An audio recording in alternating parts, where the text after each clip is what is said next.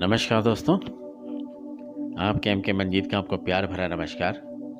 हर बार की तरह इस बार भी आपका एम के मंजीत केवल और केवल एक शब्द को उठाकर लेकर आया हूँ। ये एक शब्द मेरे और आपके जीवन की दशा और दिशा को बदलने की शक्ति रखता है, अगर आप और मैं माने तो। अन्यथा कोई दिक्कत नहीं है, जैसे जीवन चल रहा है वैसे चलेगा। लेकिन साथ ही साथ मैं एक सवाल करना चाहता हूँ कि किसका जीवन अच्छा है दोस्तों और किसका जीवन बुरा। उम्मीद नहीं, विश्वास दिलाता हूं कि इस बात का जवाब का उत्तर हर किसी के पास नहीं होगा।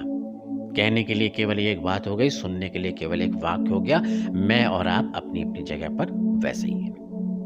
और आज का मेरा टॉपिक है सम्मान और अभिमान। कहते हैं ये जीवन मेरा और आपका सब उसकी कृपा का मात्र एक बिंदु है। केवल एक छोटा सा बिंदु, जैसे माथे में बिंदी लगी होती छोटी सी। जिस बिंदु को मैं और आप बड़ा तो बना लेते हैं, या कि उसको इतना छोटा बना देते हैं कि किसी की नज़रों में ही नहीं पड़ता।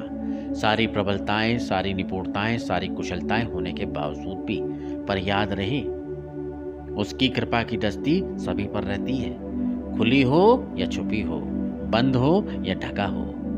मैंने ऐसा क्यों कहा आप समझ गए होंगे, क्योंकि मेरा यही एक केवल प्रयास रहता है कि हम सही और गलत, सत्य और असत्य, प्रेम और घृणा, दोस्ती और दुश्मनी, संसार और लोग, समाज और सामाजिकता, हर एक चीज को देख सकें, समझ सकें। उदाहरणों प्रमाणों से भरी पड़ी है मेरी आपकी दुनिया, लेकिन उदाहरण अपनी जगह, प्रमाण अपनी जगह और हम अपनी जगह पर। हर जगह पर हम और आप केवल और केवल एक चूक करते हैं, पता नहीं क्यों करते हैं। मैं यूं ही ऑडियो वीडियो बना के नहीं भेज रहा हूं विगत 4 महीनों से। मेरी एक केवल उम्मीद होती है, काश इनको कोई लेकर कोई आगे तो चले। कैसे? श्री कृष्ण की तरह सारथी बन के चले, अर्जुन की तरह कोई बाणों को छोड़े, बाकी लोगों के जीवन को बचा सके कुछ भी अनिष्ट होने से। सम्मान कितना प्यारा शब्द होता है, केवल बोला जाए, किसी को भी बोला जाए, केवल और केवल एक शब्द है, लेकिन उसके जीवन का सार, काम करने का तरीका, बोलने का खड़े, हर चीज उसकी बदल जाती है। और नहीं तो यही एक शब्द विभ्राट कर देता है। क्या कर देता है? बर्बाद कर देता है। सम्मान और अभिमान दोनों ही कमाल के होते हैं, चाहो तो इनमें डूब जाओ और चाहो तो इनमें से उभर जाओ। अमूमन अपनी जिंदगी के मैं ऐसे उदाहरणों को बताता हूं जो आपको मेरे को सरलता से समझ में आए। चलिए मैं एक उदाहरण देता हूं, इन उदाहरणों को बड़े ध्यान से सुनिएगा, सिलसिलेवार तरीके से कई चीजें इसमें जुड़ने वाली हैं। सूरज होता है ना, सूरज को अभिमान होता है अपने तेज पर कि उसके तेज के आगे कोई नहीं टिक सकता।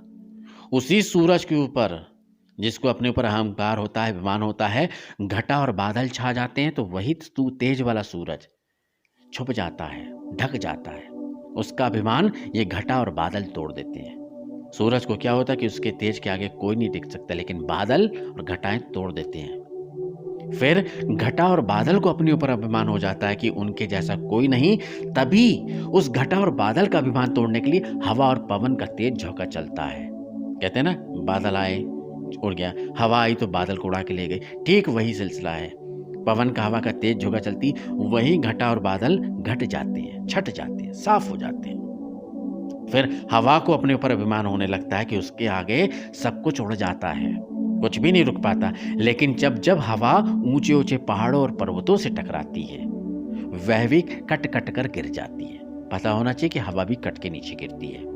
यहां उसका हवा का अभिमान खत्म हो गया। फिर पहाड़ों को अभिमान होने लगता है कि उनसे ऊंचा, उनसे बलशाली कोई नहीं। तभी पहाड़ के अभिमान को गिराने के लिए धरती कांपती है, भूकंप आता है, तो ये बड़े बड़े ऊंचे पर्वत और पहाड़ धराशायी होकर धरा पे नीचे गिरे हुए मिलते हैं। एक के बाद एक सिलसिलेवार तरीके से सारी चीजों को जोड़ता जा रहा हूं, ताकि मैं और आप समझने का प्रयास करें कि मैं क्या बोलना चाह रहा हूं। लेकिन हम रुकने का नाम नहीं लेते, समझने का नाम नहीं लेते। फिर धरती को अभिमान हो जाता है। जैसे पहाड़ों को अभिमान हुआ तो भूकंप आया, भूकंप आने से पहाड़ और पर्वत नीचे गिर गए, उसी धरती में जाके मिल गए। फिर धरती को अभिमान होता है कि मुझसे बड़ा विशाल कोई नहीं, सारी दुनिया, धरती, सृष्टि मेरे ऊपर ही चलती। लेकिन उस धरती का अभिमान एक छोटा सा मूषक, जिसको चूहा बोलते हैं, गड्ढा खोदता है, सुरंग बना के उसी बिल में घुस जाता है। उस धरती का अभिमान तोड़ देता है कि देख, मैंने इतनी बड़ी धरा पर तेरे छेद कर दिया और उसी में अपना घर बना के रह रहा हूँ। ठीक इसी प्रकार से सिलसिलेवार तरीके से ये हमारे जीवन का सार है, सत्य ही है। अभिमान जरूरी है, सम्मान जरूरी है, और आपने आप में सोचना भी जरूरी है। उम्मीद है, विश्वास दिलाता हूँ कि आप मेरे कहने का टॉपिक, मेरा विषय समझ गए होंगे। अगर ये बात आपको समझ में आती है, जिन लोगों के पास भी मान, सम्मान और अभिमान की बात है तो बहुत अहंकार और गुरूर करें, लेकिन अगर ज़रूरत से ज़्यादा हो, घमंड के तौर पे हो, जैसे सूरज का मैंने बताया, हवा का बताया, घटा का बताया, बादल का बताया, धरती का बताया और मूषक की एक कहानी बताया, अंत में क्या बताया कि सब चीज़ का सार कहाँ पे जाके मिलता है, ये आप समझदार हैं। अगर ये बात पसंद आती तो चैनल को सब्सक्राइब कीजिए, लाइक कीजिए, शेयर कीजिए।